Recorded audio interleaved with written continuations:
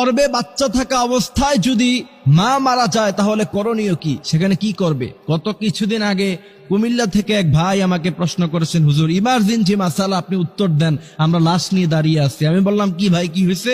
তিনি বলছেন, আমরা হসপিটালে নিয়ে গিয়েছিলাম এক অন্তঃসত্ত্বা মাকে, সেখানে নেওয়ার পরে একটু পরেই ডেলিভারি হওয়ার কথা, ডাক্তার ভুলে কি ইনজেকশন দিয়েছে, তার কারণে 1 মিনিটের মাথায় অন্তঃসত্ত্বা মা সে মুহূর্তের মধ্যেই দুনিয়া থেকে চলে গিয়েছে, বিদায় হয়ে গিয়েছে।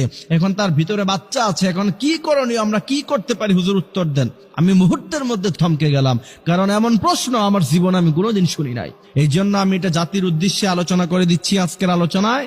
অবশ্যই আমাদের আলোচনা যারা শুনছেন, আদ-দাল্লু আলাল খায়রি কাফাইলিহি, এই হাদিসের ইস্তেদলালে আপনারা এটাকে শেয়ার করে দিবেন বেশি বেশি, যাতে করে গোটা জাতি জানতে পারে। কারণ একটি মাসালা, আপনি আমল করেন অথবা না করেন, আপনি শিখলেন, বিশ্বনবী বলছেন নফল নামাজ পড়লে যে পরিমাণ সওয়াব, সেই